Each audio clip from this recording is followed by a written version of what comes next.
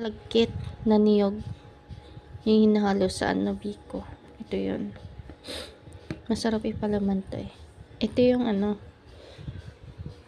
yung paborito ng mga Pilipino, yung niyog na malagkit. Diba pag gumagawa ng biko, nagtatabi talaga para gawing palaman. Yung may other term din yun eh, gawa sa niyog malagkit, kaso hindi ko alam kung paano nila ginagawa.